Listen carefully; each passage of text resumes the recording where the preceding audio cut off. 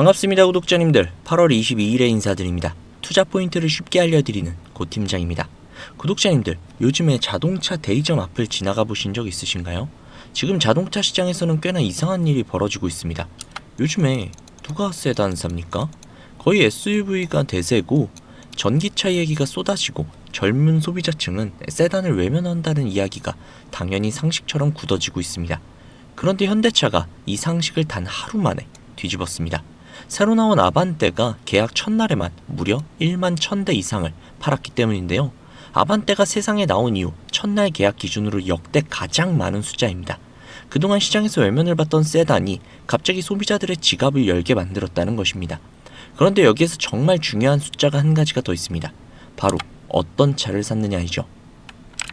보통 신차가 나오면 가장 저렴한 기본 트림부터 계약이 몰릴 거라고 생각을 하시죠? 이번에는 정반대였습니다. 이게 왜 중요할까요? 자, 최근에 현대차를 이야기를 하면 대부분 파업, 노사 문제, 경기 둔화 같은 이야기들부터 꺼냅니다. 저는 오히려 그 소음들 때문에 정작 현대차 안에 가장 잘 굴러가는 변화 하나를 놓치고 있는 게 아닐까 싶습니다. 오늘 영상에서는 단순한 자동차 판매 뉴스가 아니라 이 모든 것들의 뒤에 숨어있는 현대차의 진짜 투자 포인트들을 하나씩 뜯어보는 시간 가져보도록 하겠습니다. 지금 현대차에서 가장 잘 굴러가고 있는 건 확실히 신차 쪽입니다. 이번 달 초 판매를 시작한 신형 아반떼가 계약 첫날 만에 무려 1만 1천여 대를 기록했습니다. 이게 얼마나 대단한 숫자냐면 아반떼가 나온 이래로 첫날 기록으로는 가장 높은 수치입니다.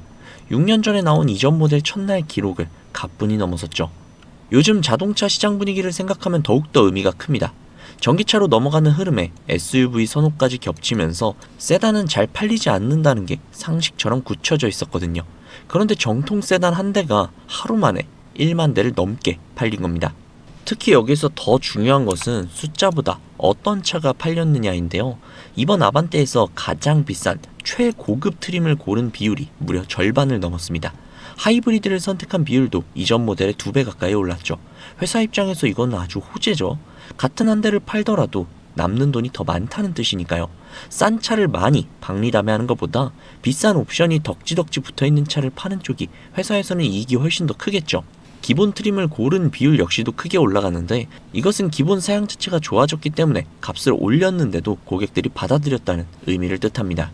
여기에 추가로 하나 더, 신차가 아반떼가 하나만 있는 건 아니죠.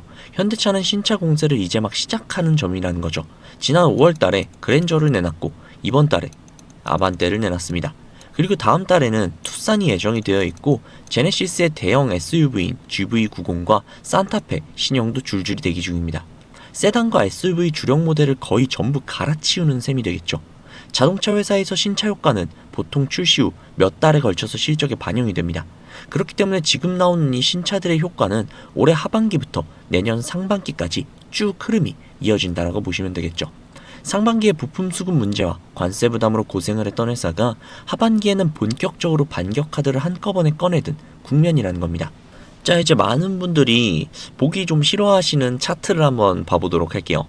6월 초에 78만원대까지 올라갔어요. 로봇으로 인해서 기대감이 주가를 말아올린 거죠. 그러다가 7월 말에는 30만원대까지 떨어졌었죠. 2분기 실적이 생각보다 기대에 미치지 못했고 미국의 관세 부담까지 겹친 결과였습니다. 그리고 지금은 40만원대에서 놀고 있죠.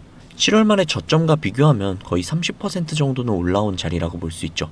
바닥을 확인을 하고 천천히 회복을 하는 그런 모양새로 볼 수 있습니다. 특히 최근 흐름으로 보면 저점이 조금씩 높아지고 있는데 급하게 오르고 있지는 않지만 아래로도 밀리지 않고 차근차근 한 단계씩 올라가고 있는 그런 구간입니다.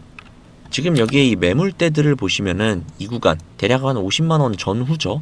이 구간 사이에 상당히 많은 물량들이 몰려 있는데 이 구간이 현재 현대차가 넘어가야 할 가장 큰 관문이라고 볼 수 있습니다. 반대로 아래쪽에는 매물이 크게 없죠. 그나마 좀 요쪽인데 정확하게 여기서 지지로 받쳐주고 있고요.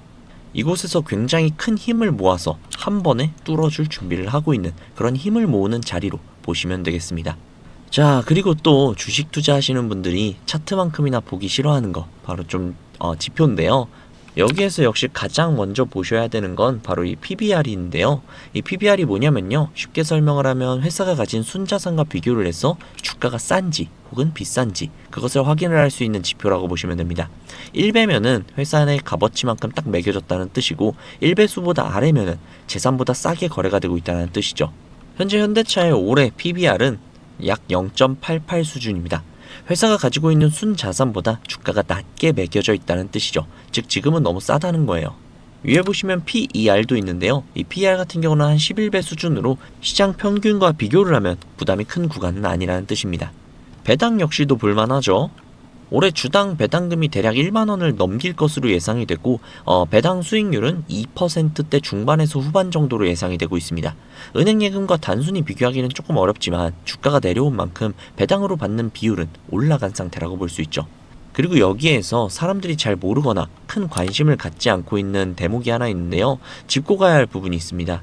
여기 위에 올려보시면 여기 발행 주식수라고 나와 있죠. 이 주식수가 지금 한 2억 500만 정도 수준에 머물러 있는데 이게 불과 3년 전까지만 해도 2억 1000만 주가 넘었습니다.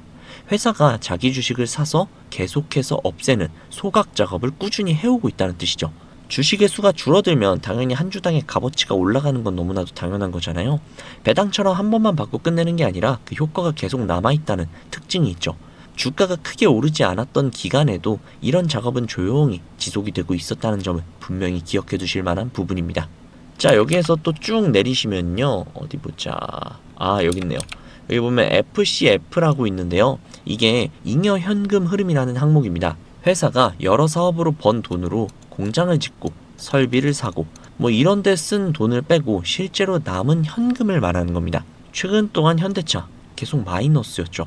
전기차 공장을 짓고 미국에 대규모 투자를 하느라 버는 것보다 오히려 쓰는 게 많았기 때문이죠. 그런데 올해는 플러스로 돌아섰습니다. 이 소리는 큰 투자가 어느 정도 마무리되면서 이제는 그 투자가 돈을 벌어오는 단계로 넘어가고 있다는 뜻이죠. 거기에 분기별 수익성 방향도 역시나 너무나도 좋습니다. 1분기 영업이익률은 5%대였는데 2분기는 6%대로 올라갔죠. 주당 순이익도 1분기보다 2분기가 더 높습니다.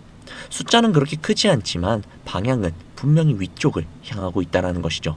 자, 지표 이야기는 여기까지 하도록 하고요. 사실 오늘 이야기 중에서 파업을 빼놓을 수가 없을 것 같아요. 오늘 8시간 전면 파업과 함께 서울 양재동 본사 앞 상경투쟁이 예정이 되어 있거든요. 생산 차질이 생기는 건 분명한 부담입니다. 하지만 이 국면을 조금은 다르게 볼 여지도 있어요. 보통 노사협상에서 파업의 강도가 가장 세지는 시점이 어디라고 생각하세요? 초반? 중반? 대개는 협상의 마지막 구간이거든요. 양쪽이 꺼낼 수 있는 카드들을 모조리 꺼내버리는 단계이기 때문이에요. 지난해에도 현대차 노조가 파업에 들어갔지만 시작한 지 2주가 채 되기 전에 합의안이 나왔습니다. 여기에서 우리가 주목해야 할 점은 바로 다음 주 수요일 투자자 대상 발표라는 일정이 걸려있죠. 미래 전략을 설명하러 나가는 자리를 앞두고 공장이 멈춰있는 그림은 회사도 분명히 원하지 않을 겁니다. 노조는 다음 주 화요일에 다시 회의를 열고 향후 방향을 정할 예정입니다. 이번 주와 다음 주 화요일 내지 수요일 정도가 이번 협상의 고비가 된다고 보시면 되겠습니다. 오늘은 분명 현대차의 공장이 멈추는 날이죠.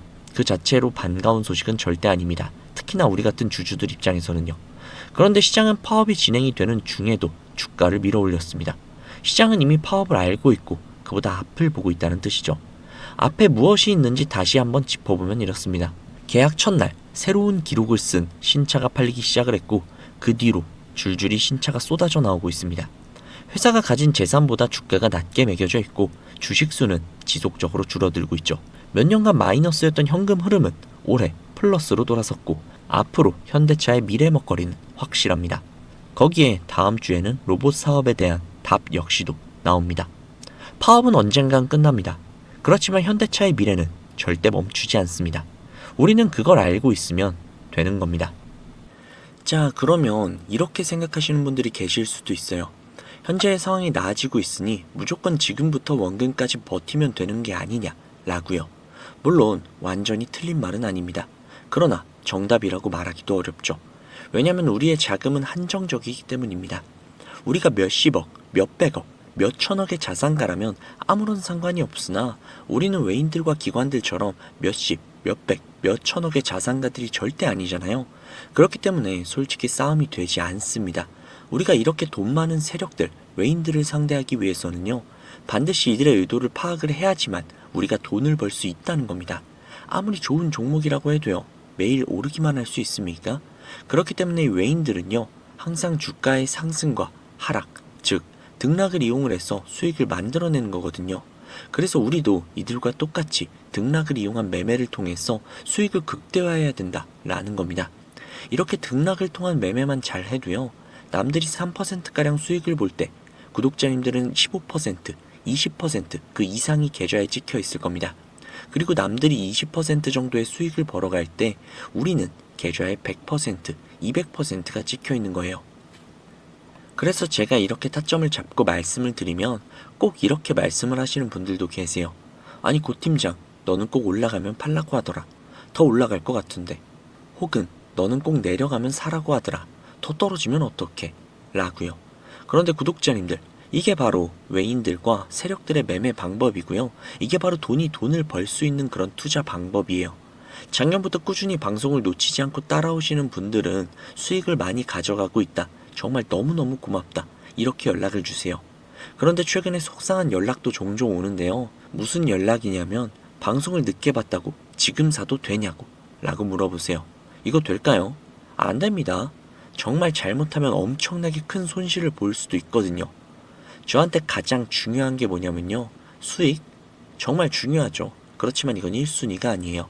1순위는요. 바로 리스크 관리입니다. 이 리스크 관리 정말 중요해요. 수익 보는 것보다도 훨씬 더 중요합니다. 저는 정말 많은 투자자분들이 잃지 않는 투자를 하셨으면 좋겠거든요. 그렇기 때문에 제가 매도 타점을 전부 다 잡아드리는 겁니다.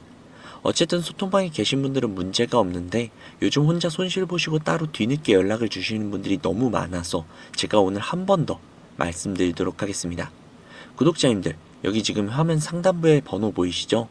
종목에 물려 계신 분들, 그리고 본업 때문에 실시간으로 대응이 어려우신 분들, 그 외에도 정말 너무나도 수익이 간절하신 분들은 이 번호로 문자 한 통씩만 보내주세요.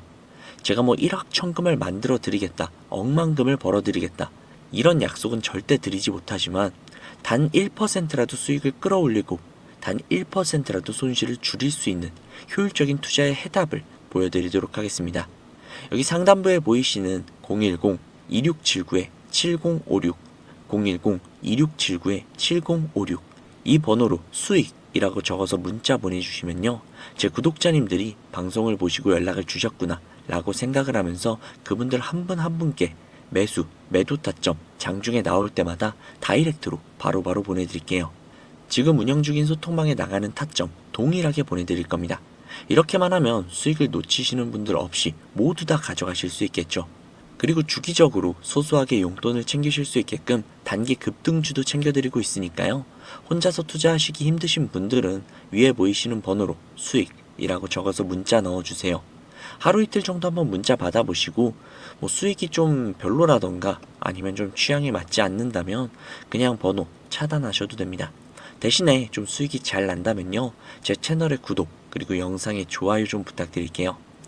그리고 제가 이렇게 많은 분들에게 수익을 내드리고 있다 보니 종종 선물 같은 거 이렇게 보내주시거든요. 뭐 기프티콘 같은 거. 그런데 제가 좀 난감한 게 제가 사실 커피를 못 마셔요. 그래서 제가 너무너무 감사하지만 그냥 마음만 받도록 하겠습니다. 저는 뭐 대가성으로 따로 바라는 건 없고요. 그냥 제 채널의 구독 그리고 영상의 좋아요 이거면 만족하니까요. 이 정도는 좀 부탁드려도 괜찮잖아요. 그쵸? 그리고 간혹 가다가 몇몇 분들이 또 물어보세요.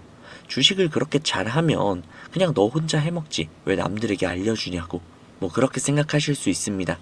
그런데 제가요 주식으로 과거에 빚만 3억 정도를 졌었거든요.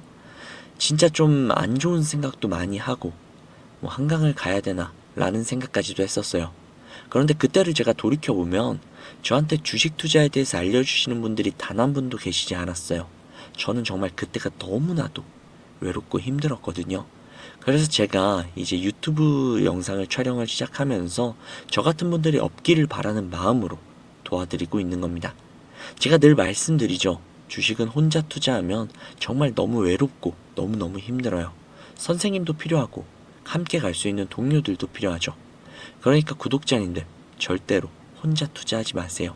제가 꼭 도와드리도록 하겠습니다. 만약에 문자 보내주시는 게 조금 불편하시거나 아니면 종목뿐만이 아니라 시황이나 다음으로 올라갈 섹터 혹은 여러분들이 궁금하신 내용들이 있으시면요. 영상 하단에 더보기란에 링크가 하나 있을 거예요. 그 링크를 누르셔서 원하시는 내용을 클릭하신 다음 해당 내용 받아가셔도 되니까요. 너무 부담 갖지 마시고 천천히 수익 가져가셨으면 좋겠습니다. 자, 오늘 영상은 여기까지고요. 다음 영상에서 더 좋은 정보 그리고 더 알기 쉬운 분석으로 찾아뵙도록 하겠습니다. 지금까지 고 팀장이었습니다. 감사합니다.